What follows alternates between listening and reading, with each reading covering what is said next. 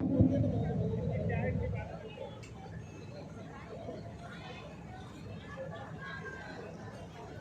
बहुत धन्यवाद सम्माननीय संचालक मंडल। आज के कार्यक्रम के बुद्ध पूर्णिमा के इस अवसर पर प्रमुख वक्ता सम्माननीय रमेश जाटवर जी, सम्माननीय इंजीनियर स्नेहा जी और मंचस्थ सभी अतिथिगण और इस प्रांगण में उपस्थित मेरे माताओं, बहनों, भाइयों, बुजुर्गों, आप सभी को, प्यारे बच्चों, आप सभी को मेरा नमो बुद्धाय सादर जय जय। अपना उद्बोधन शुरू करने से पहले मैं कहना चाहती हूँ, हम अम्बेडकरवादी हैं और संघर्षों के आदी हैं। सुबह से निकले हैं हम, और आप भी इतने संघर्षों में, इतने आंधी तूफान में बैठे हैं। 11:15 बज गया। ये हमारे महापुरुषों के दिखाए हुए संघर्ष का नतीजा है कि थकान नहीं है, अभी भी उतना ही स्फूर्ति है, उतना ही ऊर्जा है। मैं सैल्यूट करती हूँ आप लोगों को कि इतने रात को भी आप लोग यहाँ पर बने हुए हैं। हमको तो ये लग रहा था कि आज का कार्यक्रम गया। तो आप सभी, जैसे कि जाटवर साहब ने कहा, यहाँ से भारत जो है बौद्धमय होना शुरू हुआ, उस धरती में आप लोग हैं। तो बुद्ध के बारे में आप लोग जितना जानते हैं, शायद हम लोग उतना नहीं जानते हैं, लेकिन फिर भी आप लोगों ने हमें वक्ता के तौर पर यहाँ बुलाया है, तो 2 शब्द कहना हमारा फर्ज बनता है। बुद्ध के जीवन काल से ठीक पहले यहाँ जो समय था भारत का, तो भारतीय इतिहास का वो बुद्ध के जीवन काल से जो ठीक पहले का समय था, वो भारतीय इतिहास का सर्वाधिक अंधकारमय युग था। पूरी तरह से अंधकार छाया हुआ था। नैतिकता कहीं नहीं थी, अधर्म, भ्रष्टाचार, पाखंड बहुत ही ज्यादा विद्यमान थे। प्राचीन भारत में एक समय ऐसा था जब बुद्ध और बुद्ध के विचारों ने देश की दिशा और दशा दोनों को बदलने का काम किया। बुद्ध की करुणा, स्वतंत्रता, उनका तर्क, इसने पूरी दुनिया को एक नया आयाम दिया। बुद्ध कहते हैं, जहां धम्म है, जो धम्म को देखता है वो मुझे देखता है, जो धम्म को देखता है वो मुझे देखता है। मतलब जो बात बुद्धि संगत है, जो तर्क संगत है, वही बुद्ध वचन है। बुद्ध वचन को अगर छोड़ दिया जाए, बौद्ध धम्म को अगर छोड़ दिया जाए, तो जितने भी ग्रंथ हुए भारत के अंदर, जितने भी ग्रंथ हुए, वो सारे ग्रंथ मनुष्य के विचारों को बाहर की तरफ लेके जाते हैं। मनुष्य से अलग, व्यक्ति से अलग वो बहिर्मुख है, बाहर की ओर लेके जाते हैं। वो बाहरी दुनिया, बाहरी शक्ति, बाहरी चमत्कार, बाहरी कोई भगवान, कोई शक्ति है, इस ओर लेके जाते हैं। एक अकेला बुद्ध है और एक अकेला बौद्ध धर्म है, जो मनुष्य को बाहर से अंदर की तरफ, भीतर की तरफ लेके आने का काम बुद्ध और बौद्ध धर्म ने किया।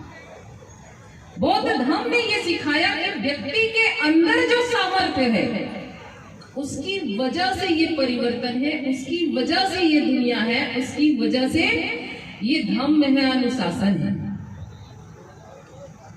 जितने भी ग्रंथ हैं, उन्होंने हमको क्या सिखाया? प्रशंसा करना, तारीफ करो, चाहे स्तुति करो, वंदना करो, पूजा करो, प्रशंसा करो। लेकिन बौद्ध धर्म जो है वो सिखाता है कि हमारा कर्म कैसा होना चाहिए, हमारा चित्त कैसा होना चाहिए। प्रशंसा करना नहीं सिखाया है, झूठा प्रशंसा करना नहीं सिखाया है, पूजा पाठ नहीं सिखाया है,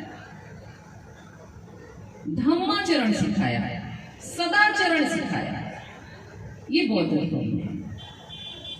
बुद्ध जो है जितने भी जो जन कल्याण की बातें हैं, आप बुद्ध को जितना पढ़ेंगे, जितना जानेंगे, एक चीज समझ में आता है कि बुद्ध का कोई भी बात जन कल्याण से बाहर का नहीं है। मतलब वो बेकार की बातें नहीं करते। जो भी बात जन कल्याण से संबंधित है वही बुद्ध की बात है, वही बुद्ध वचन है। बुद्ध ने दुनिया को त्रिरत्न दिया। आप सभी जानते हैं त्रिरत्न क्या है?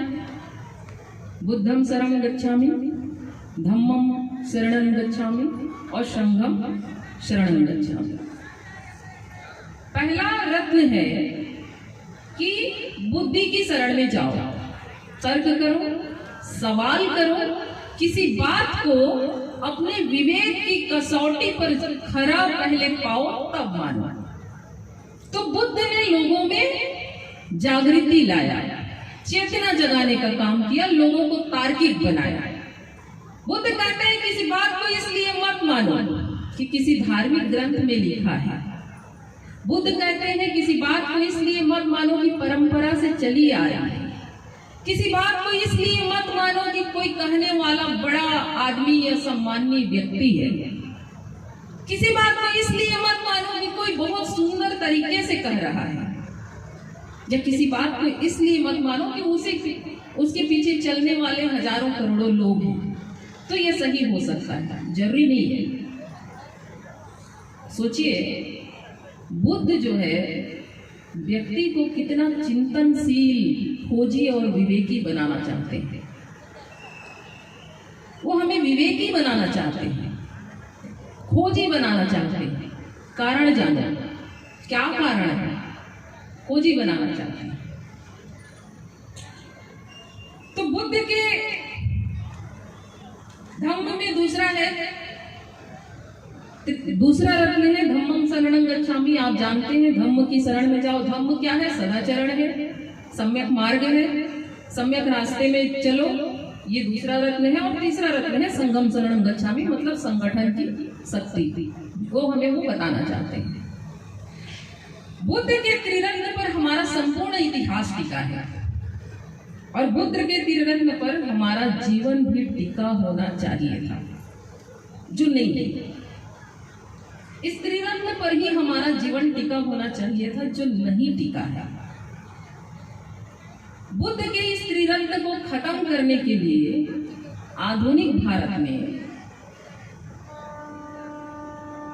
3 बंदर को लॉन्च किया गया है। आप लोग सवाल कर सकते हैं कि ये कैसे? मैं थोड़ा उल्टा सोच रही हूँ। 3 बंदर कैसे? बुरा मत कहो, हम जो कह रहे हैं उनके लिए बुरा है। कैसे? आप शासक बनने की बात करोगे, बुरा है। आप अपने हक अधिकार की बात करोगे, बुरा है। आपको कोई बोलता है कि पृथ्वी जो है शेषनाग के सिर पर टिका है, इसका विरोध करोगे, बुरा है। सवाल करोगे, बुरा है। तर्क करोगे, बुरा है। बुरा मत करो, बुरा मत सुनो। जहां भी ज्ञान की बातें हैं मत सुनो, हक अधिकार की बातें मत सुनो, ये बुरा है। और बुरा मत कहो। तो ये सब चीजों को उन्होंने 3 बंदर लॉन्च करके कहा कि ये सब मत करो, ये बुरा है। पूरे देश के अंदर जितनी चर्चा बुद्ध के त्रिरत्न का होना चाहिए था, स्कूलों में होना चाहिए था, पुस्तकों में होना चाहिए था, सभाओं में होना चाहिए था, घरों में होना चाहिए था, पार्लियामेंट में होना चाहिए था। लेकिन बुद्ध के त्रिरत्न की चर्चा कहीं नहीं होती, पर तीन बंदर की चर्चा जरूर कर होती है। स्कूलों में होती है, पुस्तकों में होती है, ये तीन बंदर की चर्चा जरूर करेंगे। अब तीन जो रत्न है, इसको खत्म करने के लिए क्या कहा गया? समाज में मुहावरा छोड़ा गया, भारत देश के अंदर मुहावरा छोड़ा गया, 3-5 मत करो, ये 3 तूफान मत करो। ये क्या है? 3-5 मत करो मतलब क्या है? त्रिशरण का पालन मत करो, पंचशील का पालन मत करो, 3-5 मत करो। मतलब बुद्धत्व को खत्म करने का साजिश भारत के अंदर इस तरह से किया गया। बुद्ध से ज्यादा बड़ा हो गया 3 बंदर, बुद्ध की शिक्षाओं से ज्यादा बड़ा हो गया 3 बंदर, लेकिन किसी सभा में, किसी पार्लियामेंट में, किसी घरों में, किसी पुस्तकों में ये शिक्षा नहीं दी जाती। बुद्ध को घर घर में फैलाने का काम सरकार का था, क्योंकि बुद्ध की जन्मभूमि भारत है, नहीं दी जाती। बंदरों की शिक्षा जरूर दी जाएगी। समय बदला, धीरे धीरे बुद्ध और बुद्ध के धम्म को भारत के जमीन से खत्म करने का काम किया गया। धीरे धीरे उसको जकड़ने का काम किया गया, और जैसे ही ये जकड़ा, भारतीय समाज को असमानता की खाई में फिर धकेलने का काम किया गया। फिर एक दौर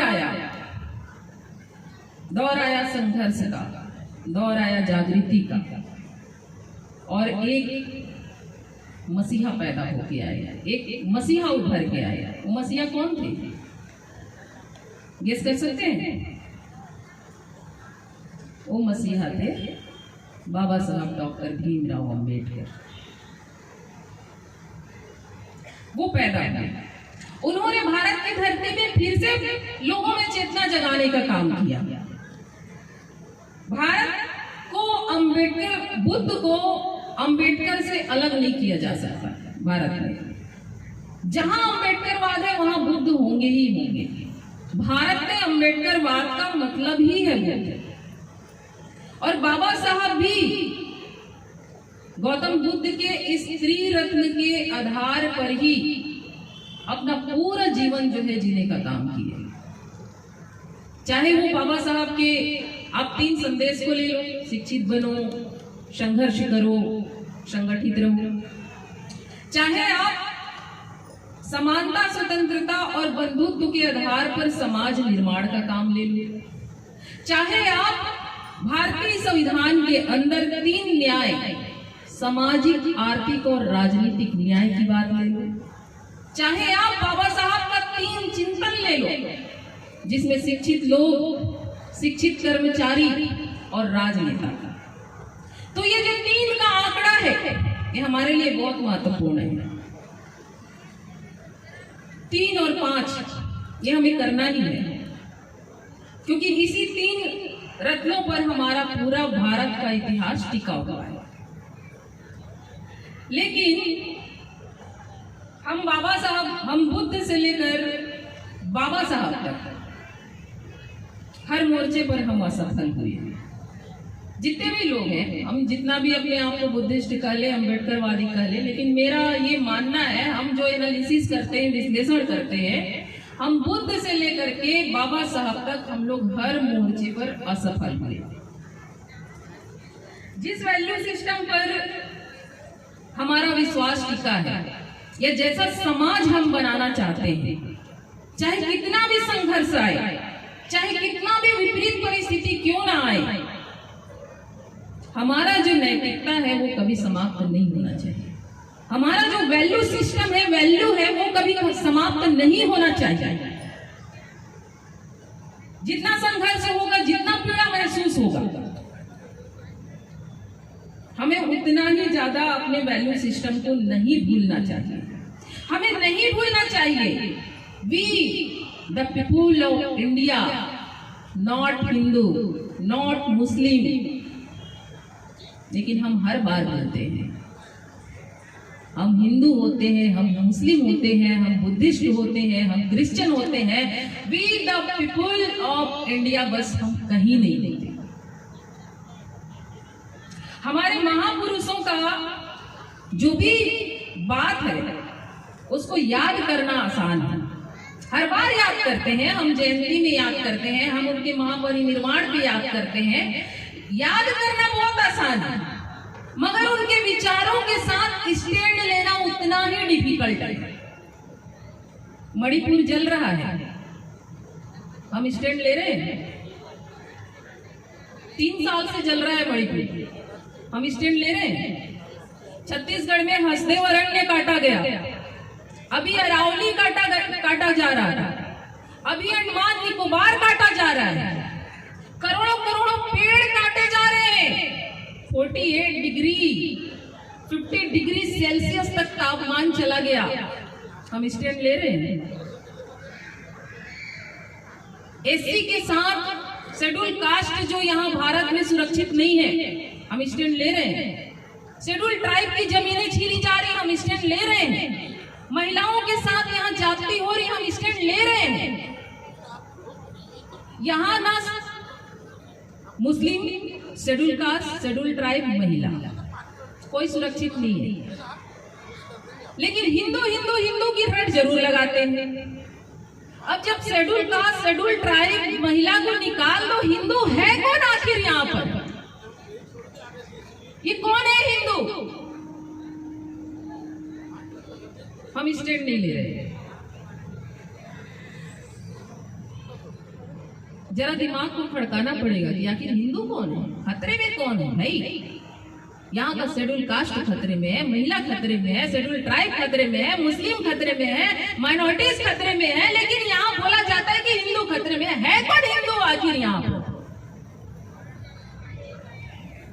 तो महापुरुषों को याद करना आसान है, उनके विचारों के साथ खड़े होना उतना ही डिफिकल्ट है।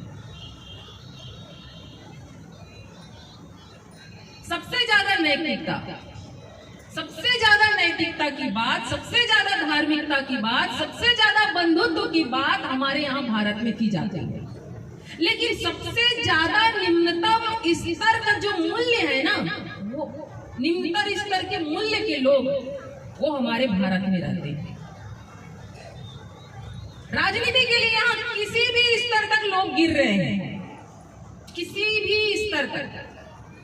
अभी नर्मदा नदी में 11,000 लीटर दूध बहाया गया, आप लोग को पता है? कितने लोगों को पता है? नर्मदा नदी कितने करोड़ों गैलन पानी का वो नदी है, उसमें 11,000 लीटर दूध मिला भी दिए। 11,000 लीटर दूध से क्या होगा? पहला। दूसरा, साइंस कहता है कि दूध जो है जल में सड़न पैदा करता है। दूध जल को साफ नहीं करता, वो सड़न पैदा करता है, और ऐसा सड़न पैदा करता है कि वो जलीय जंतु के लिए उतना ही जानलेवा है, उतना ही हानिकारक है।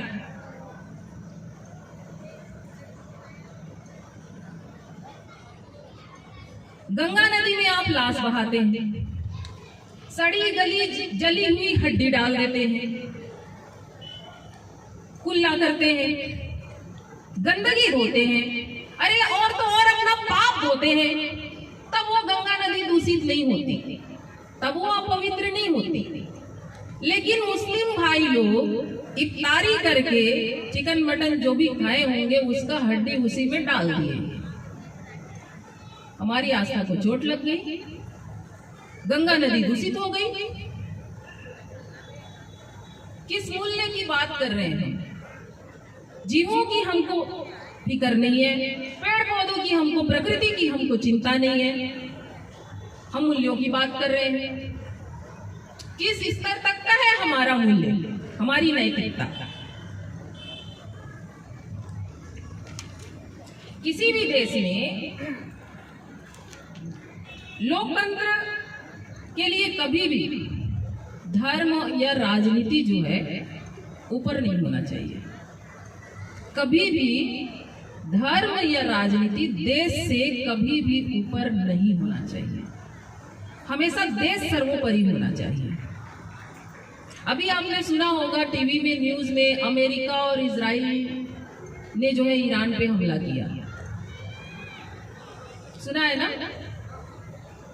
ईरान एक छोटा सा देश है, अमेरिका और इजराइल के इकोनॉमी के मुकाबले बहुत छोटा सा देश है, लेकिन ईरान जो है अपने देश के साथ खड़ा रहा। ईरान जो है अपने वैल्यू के साथ खड़ा रहा, अपनी नैतिकता के साथ खड़ा रहा। आप लोगों को, बहुत लोगों को पता नहीं होगा कि ईरान जो है विश्व में चौथे IQ वाला देश है, बुद्धि वाला देश है, चौथे नंबर का पूरे विश्व में। सबसे ज्यादा महिला साइंटिस्ट ईरान में है, सबसे ज्यादा महिला इंजीनियर ईरान में है, सबसे ज्यादा महिला PhD ईरान में है। वो अपने देश के साथ खड़ा है, धर्म और राजनीति नहीं। इतना बड़ा युद्ध हुआ, लेकिन कोई यहूदी वहां पर मॉब लिंचिंग का शिकार नहीं हुआ। मुस्लिम देश है, वहां यहूदी भी रहते हैं, इजराइल के काफी सारे लोग रहते हैं, लेकिन किसी इजरायली का वहां मॉब लिंचिंग नहीं हुआ, क्योंकि वो वैल्यू वाले लोग हैं, बुद्धि वाले लोग हैं। बुद्ध, असली में बुद्ध को वो लोग फॉलो करते हैं। बाबा साहब ने कहा ना कि मैं किसी भी देश की प्रगति को उस देश की महिला की प्रगति से मापता हूँ। ईरान ने वो साबित किया, बाबा साहब की बातों को ईरान ने साबित किया कि जहां महिला पढ़ी लिखी होगी वो देश तरक्की करेगा, वो देश आगे बढ़ेगा, उसका वैल्यू रहेगा, उसका वैल्यू बना रहेगा, बढ़ेगा। हमारे यहाँ ग्रंथों में लिख दिया, यत्र नार्यस्तु पूज्यन्ते रमन्ते तत्र देवता। लेकिन क्या स्थिति है महिलाओं की? मणिपुर में, उत्तर प्रदेश में, राजस्थान में क्या स्थिति है महिलाओं की?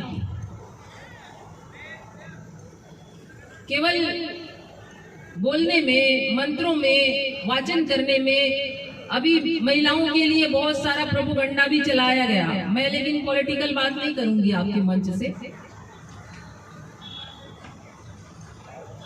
तो बाबा साहब की बातों को वो विदेश के लोग तो फॉलो कर रहे हैं, हम लोग नहीं कर रहे। हमारे यहाँ सत्ता सर्वोपरि, कुर्सी सर्वोपरि। सत्ता के लिए हमारे यहाँ लोग अपना मान मर्यादा, अपना ईमान, सब कुछ ऐसे खूंटी में टांग के निकलते हैं। घर में खूंटी में ऐसे टांग देते हैं, क्या होता है मान मर्यादा, क्या होता है ईमान, और उसके बाद निकलते हैं, किसी भी स्तर तक गिरते हैं, तलवे चाटेंगे। सत्ता के लिए अपने आकाओं के आगे एक शब्द भी नहीं निकलता। अभी ट्रंप ने इंडिया को हेल होल कहा। हेल होल मतलब नर्क। ट्रंप ने खुलेआम इंडिया को हेल होल कहा, एक शब्द नहीं निकला। कोई देश हमको ये परमिशन दे रहा है कि तुम यहां से पेट्रोल खरीदोगे, तुम यहां से नहीं खरीदोगे, हम एक शब्द नहीं बोल पा रहे हैं। अगर फैसलों पे मेरी भागीदारी नहीं है, कोई भी फैसला जिसमें मेरी भागीदारी नहीं है, मेरा फैसला कोई और ले रहा है, तो मैं डिपेंडेंट, इंडिपेंडेंट नहीं। तो फिर किस बात का हम लोग स्वतंत्रता दिवस मनाते हैं? किस बात को लाल किला से दहाड़ के फिर बोला जाता है कि हैप्पी इंडिपेंडेंस डे? काहे की इंडिपेंडेंस? आप तो अपने देश के लोगों के लिए फैसले भी आप नहीं ले पा रहे हो, आप बोल नहीं पा रहे हो। किस बात की आजादी है?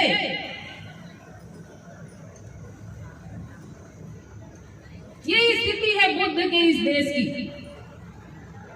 तर्क का देश, बुद्धि का देश। और हम सब सिर्फ याद कर सकते हैं, स्टैंड नहीं ले सकते। स्टैंड लेते तो आज ऐसी स्थिति नहीं होती। चार्ल्स डार्विन ने कहा था कि अगर गरीबों की मुसीबतों का कारण प्रकृति विज्ञान न होकर हमारी व्यवस्था है, तो हम सबसे बड़े हत्यारे, अपराधी हैं। गरीब हैं, यहाँ जो हमारी मुसीबतें हैं हमारी महिलाओं के साथ, शेड्यूल ट्राइब, शेड्यूल कास्ट, अल्पसंख्यक माइनॉरिटीज के साथ, तो ये हमारी व्यवस्था है, तो अपराधी हम हैं। और बाबा साहब ने भी कहा कि if society is not democratic, government never can be. अगर सोसाइटी, अगर समाज ही डेमोक्रेटिक नहीं है, लोकतांत्रिक नहीं है, तो सरकार क्यों रहेगा? अगर हम ही जात पात करते हैं, हम ही धर्म करते हैं, हम ही दंगा करते हैं, हम ही ऊंच नीच गैर बराबरी करते हैं और हम घर में घुसे रहते हैं, स्टेट नहीं ले सकते हैं, तो गवर्नमेंट तो इसको टूल्स के रूप में इस्तेमाल करेगा। इसी गैर बराबरी को, इसी धार्मिकता को, इसी जातिगत दंगे को वो तो हथियार बनाएगा। वो क्यों करेगा? ये बाबा साहब तो अपने समय में पहले से ही बोल के चले गए। सोसाइटी को चेंज होना पड़ेगा। हम आसपास में रहते हैं, हमें कोई आके सिखाता है कि ये हिंदू है, ये मुस्लिम है, ये ऐसा है, ये वैसा है, ये छोटी जात, ये ऊंची जात, हम उसको मानते हैं ना। हमको चेंज होना पड़ेगा, तब गवर्नमेंट चेंज होगा। काहे कि लोकतंत्र है ये तो, जनता का, जनता के लिए, जनता द्वारा शासन। कहाँ है जनता?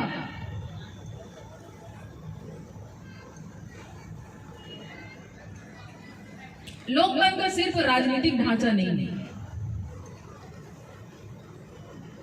और हमारे पास लोकतंत्र की परिभाषा को समझने के लिए मजबूत लोग भी नहीं है।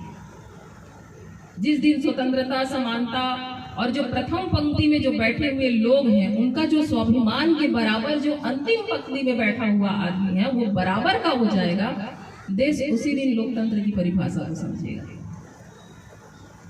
नहीं तो लोकतंत्र की परिभाषा हम लोग आज तक नहीं समझ पाएगा। हम नहीं समझे, आने वाली पीढ़ी क्या समझेगी? डिग्री को पकड़ के एजुकेटेड हैं हम लोग, शिक्षित हैं, शिक्षित हैं, शिक्षित हैं, नहीं है। इसी लोकतंत्र में खुलेआम धार्मिक दंगे होते हैं, जातिगत दंगे होते रहते हैं, जनता कभी रुख नहीं करती। जिसके ऊपर हो रहा है बस वही खेल रहा है। 1947 के बाद यहाँ पर स्कूल में, जो प्राइमरी स्कूल है, वहां भी सिलेबस में गांधी और नेहरू को पढ़ाया गया है। लेकिन कभी बुद्ध, अंबेडकर, गोल में सम्मेलन, पूना पैक्ट, ये सबको कभी सिलेबस में शामिल किया गया? असहयोग आंदोलन, सविनय अवज्ञा आंदोलन, इसकी सच्चाई को सिलेबस में शामिल किया गया? क्योंकि गांधी नेहरू को घर घर पहुंचाना था, तो सिलेबस में शामिल किया गया। बुद्ध अम्बेडकर को भारत की धरती से मिटाना था, नहीं पढ़ाया।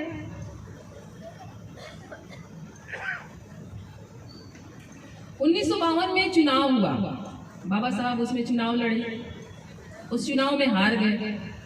चुनाव में हराने वाला कौन था? काजरोलकर। चुनाव में 1952 में बाबा साहब के हारने के बाद बाबा साहब का एक अखबार में एक कार्टून छपता है, डेविड एंड गोलियत के नाम से। ये मेरे पास उसका एक ये है, मैं इसको लेके आई हूँ। ये अखबार में ये छपा था 1952 में, डेविड एंड गोलियत। इसमें बाबा साहब के मृत शरीर को एक ताबूत के अंदर दिखाया गया है, और उस मृत शरीर के जो सीने पर, मतलब बाबा साहब के सीने पर भारतीय संविधान और हिंदू कोड बिल को रखा गया है। मतलब आप लोग समझ सकते हैं, बाबा साहब का डेड बॉडी, उनके सीने पे भारत का संविधान, हिंदू कोड बिल, और उसको एक ताबूत के अंदर बंद कर दिए हैं, और उसमें कील ठोक रहा है काजरोलकर। उस ताबूत में कील ठोक रहा है काजरोलकर, और नीचे खड़े हैं नेहरू। काजरोलकर कील ठोकते ठोकते नेहरू से सवाल करता है, पूछता है, क्या वो फिर से खड़ा होगा? मतलब क्या अम्बेडकर फिर से खड़ा होगा? नेहरू बोलता है, सॉरी मैं रिस्पेक्टेड वर्ड इस्तेमाल नहीं कर पा रही हूँ। नेहरू बोलते हैं कि तुम कील ठोको मूर्ख, मैं जिसे मारता हूं वो कभी जिंदा नहीं होता। ये नेहरू ने बाबा साहब के लिए बोला। और उस ताबूत में हाथी को जूते का माला लेके बाबा साहब को पहनाते हुए दिखाया गया है। ये कितना बड़ा अपमान है। हाथी मतलब हाथी का बौद्ध इतिहास का संस्कृति रहा है, तो हमारे इतिहास में हाथी का बहुत गहरा अर्थ है।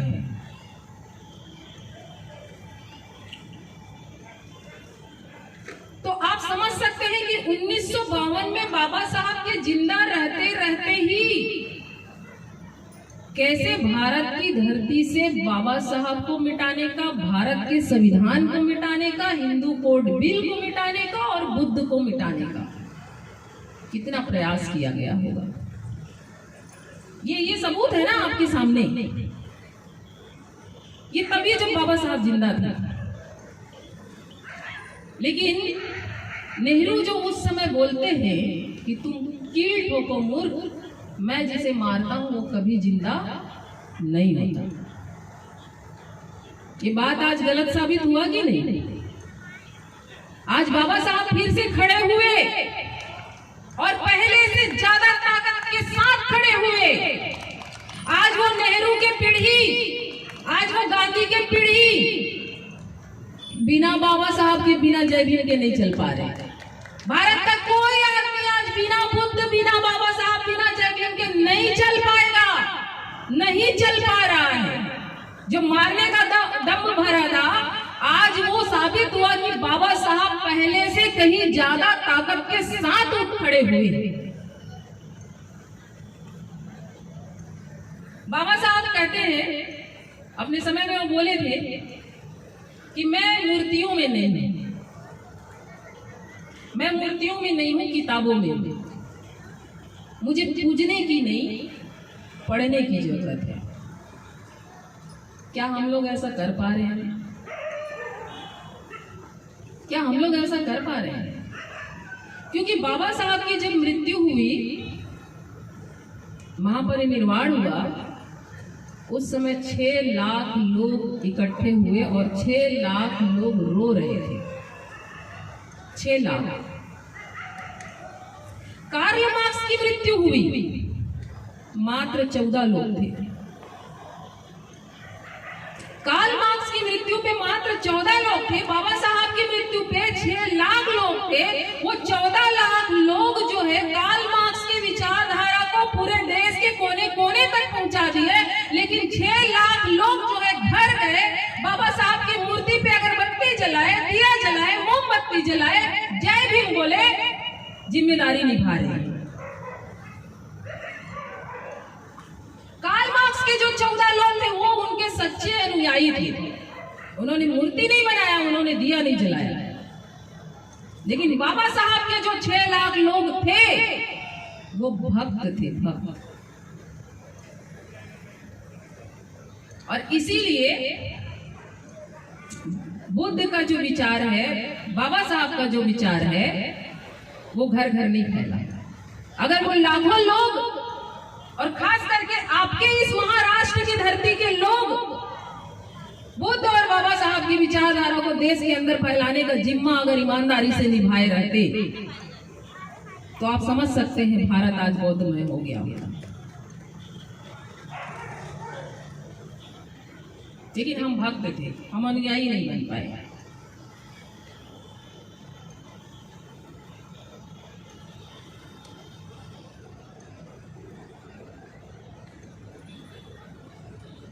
बुद्ध जो है अपने अंतिम समय में कहते हैं, आनंद को कहते हैं कि जो कुछ मैंने धम्म, विनय और अनुशासन सिखाया है, मेरे बाद वही तुम्हारे शास्त्र होंगे। इसको मैं ऐसे समझती हूँ कि जो भी धम्म है, त्रिशरण है, पंचशील है, यही हमारे भगवान हैं। यही हमारे उद्देश्य तक, हमारे लक्ष्य तक, हमारे सही मार्ग तक हमको लेके जाएगा। कोई व्यक्ति, कोई भगवान नहीं आएगा। जो उन्होंने कहा आनंद से, उसको मैं ऐसे समझती थी। और बाबा साहब कहते हैं कि यदि धर्म को समाज के पुनरुत्थान के लिए नैतिक शक्ति बनाना है तो उसे लगातार तुम्हें लोगों के कानों में भरते रहना चाहिए, लगातार। तो ये बात बुद्धिस्ट और अम्बेडकरवादी को छोड़ के, बुद्धिस्ट और अम्बेडकरवादियों के खिलाफ जो लोग थे उन लोगों ने पकड़ लिया।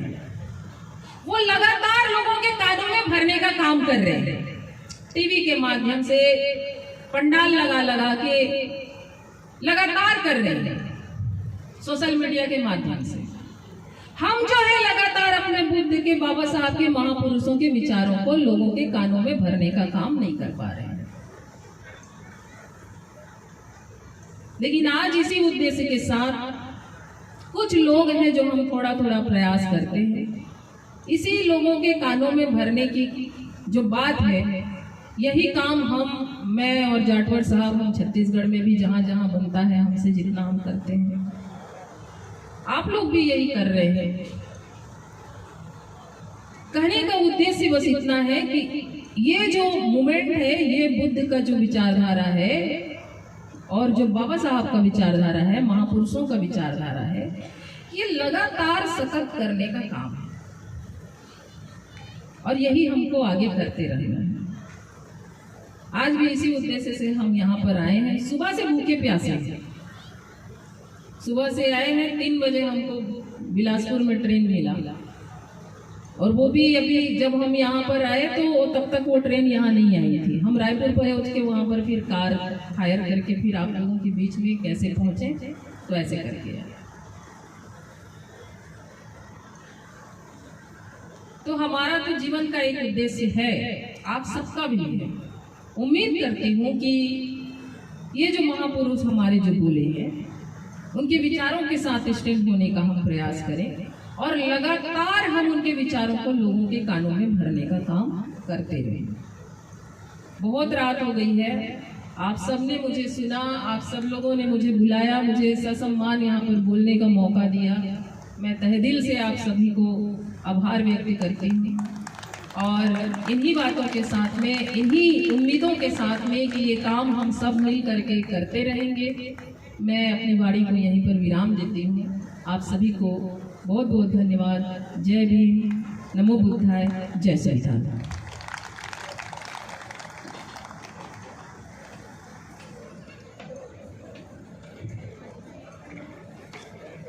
धन्यवाद अमृताताई, आपने बुद्ध धम्म के धम्माचरण की बात की, जन कल्याण की बात की, त्रिरत्न के बारे में हमको बताया।